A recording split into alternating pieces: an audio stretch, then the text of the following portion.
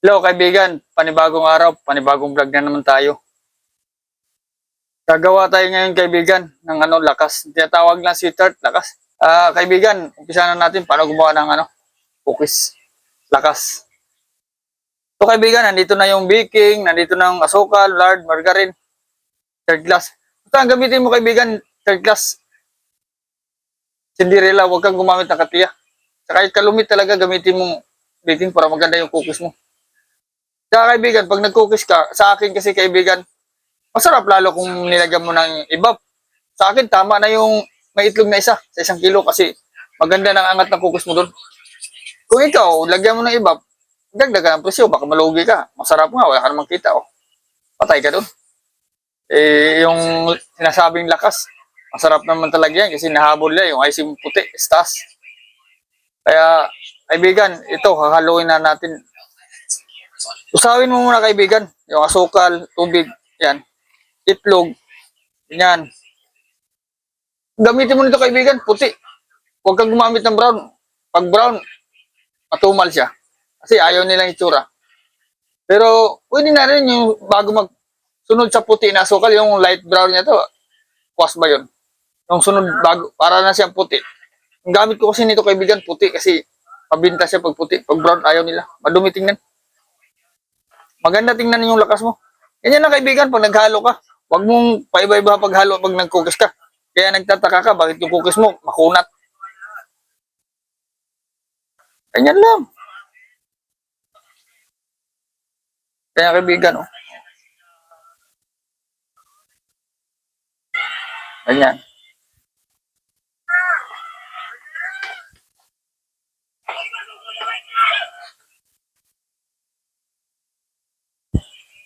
Ganyan.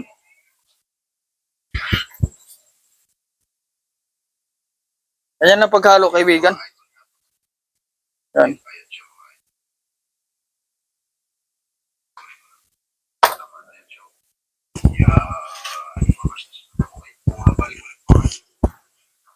Tapos ilagay mo dito, kaibigan, oh.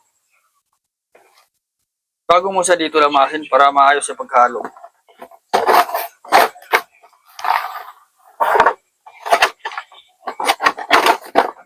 Yan.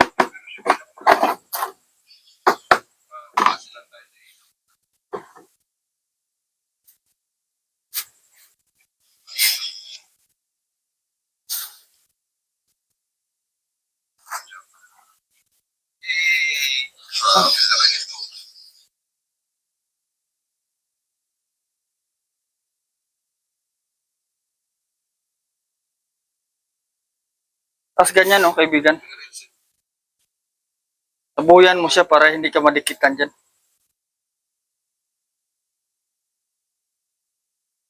Ganyan. Bago mo siya lamasin ng konti para mahalo mo siya na maganda. Ganyan, oh, halo lang ng konti. Malamas.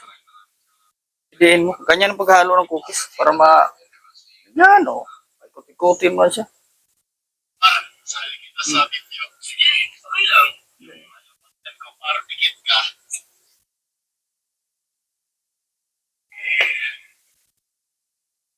Tapos ganyan, kaibigan.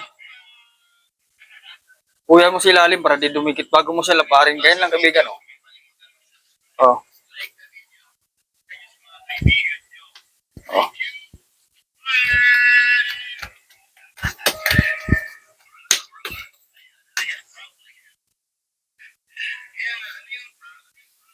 Ganyan kaibigan, pag naglapad ka, lagyan mo ng kunting saboy tapos. Importante nito kaibigan sa lakas, pagtayin mo to. Para pag nag-icing ka, kung ganyanain mo to, lubak-lubak. Pag nag-icing ka, lugi yung icing mo. Ay iba, makapal, yung iba, manipis. Kaya importante talaga nito kaibigan, barilyahin mo. Para pag nag-icing ka, hindi masayang yung icing mo. Ganyan o. Oh.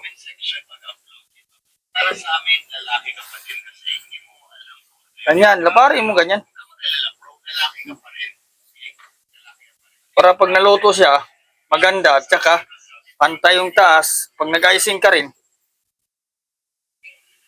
hindi ka mahirapan, hindi masasayang yung icing mo. Oh. Hirapan ka ba magtanggal ng ganyan, hindi mo matanggal yan. Tanggal yan. Oh. Ganyanin mo lang. Paano mo sabi hindi matanggal?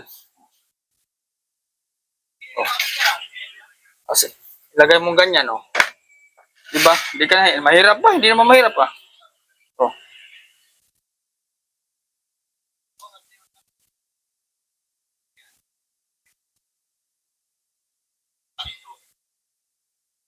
yan.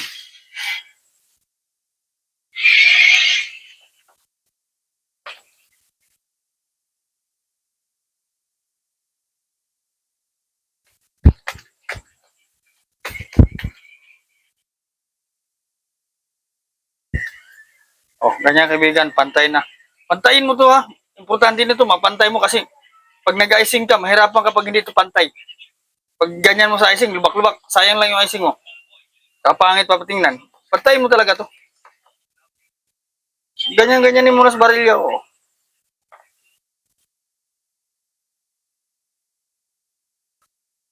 Para maganda tingin. Ayan, kaibigan, sasalang na natin to. Ayan, kaibigan, ang apoy niyan, malakas ang apoy talaga niya, kaibigan ha. 300 din. Tapos, ang apoy niya, nakaganyan yan, malakas. Para hindi ka titigasan, maganda yung angat ng lakas mo. Tapos, sa taas ang salang yan, wag sa baba kasi sunog ang pit yan, hilaw pantas. Kaya para pantay siya. Cookies kasi yan. O, sige kaibigan, sarado na natin. Hello kaibigan, ito na yung lakas natin. Luto na siya. Malamig na. Kaibigan. Tapos, icingan na natin kaibigan. Papakita ko sa paano mag-icing, paano maghalo ng icing. Ito yung finished product natin sa lakas, luto na. Kaya tingnan mo kaibigan, sabi ko sa'yo, pantayin mo para pag nag-icing ka, makatipid ka sa icing kasi pantay siya. Hindi yung lubak-lubak. Papasok sa ilalim bago magpantay. Yan, mapadami ka sa icing dun. Ito na yung lakas natin. Dali lang to gawin kaibigan. Ordinary timpla lang to.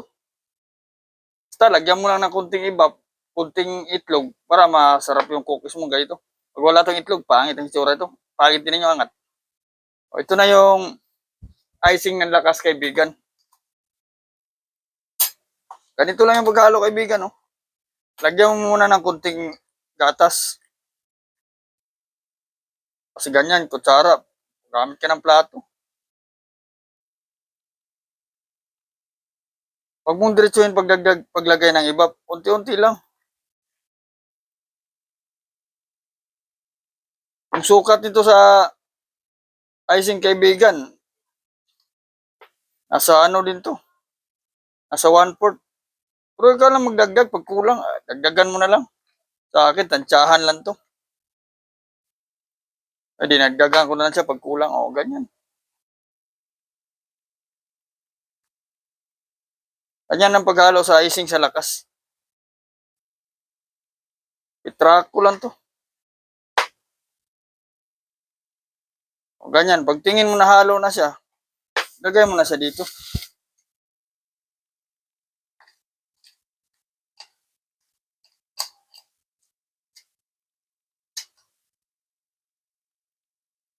Ganyan.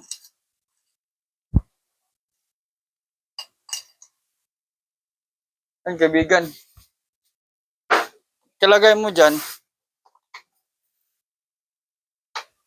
gumamit ka ng ganito. Yung scraper para maka-icing ka ng maayos dito. Palitan na plastic. Ganyan lang. Unahin mo muna sa gilid, papunta dito sa gitna. Ganyan. Oh, ganyan.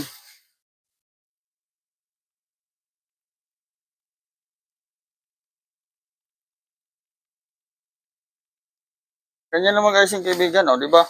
Madali ka lang mag-icing kasi pantay. Pinantay mo yung lakas mo.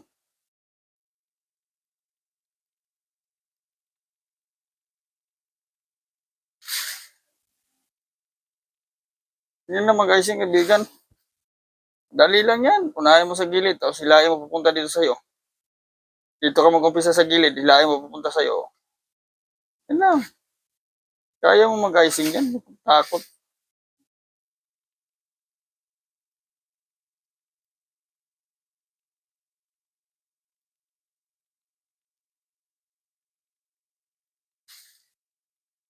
Yan, kaibigan. O, di ba? Ganyan, o. Tingnan mo, ganyanin mo siya para pumantay. O, pantay na siya lahat. Kasi pantay nga, binarilya mo, ganun. Kaya di ka nahirapan mag-icing. Ang hiwa nito, kaibigan, para di ka mahirapan. Ganyan na, kaibigan, o. Bumawas ka muna dito. Pantayin mo siya dito. Bago mo siya ganyanin para makapantay ka. O. Tapos dito na naman, bumawas ka dito. Bago mo siya dito, guhitan. O. Tapos dito na naman, guhit ka rin dito. Para pantay yung slice mo. Ganyanin mo muna siya. Diba? Ganyan. Iwain mo na siya hanggang sa ilalim. Yan, kaibigan.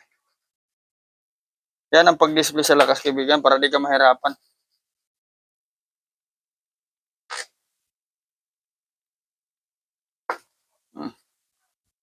Oh. Tapos dito naman, kaibigan, depende yan sa laki gusto mo, kaibigan. Kung sa tag-3, ganyanin mo na lang. Maliit sa 16, dapat 17 lang, kaibigan. Ganito lang, kaibigan, no? Oh. Bumawas ka ng isa dito. Tapos, ganyanin mo. Pantayin mo ganyan, oh. Tapos, hiwaan mo sa gitna. Ganyan. Oh.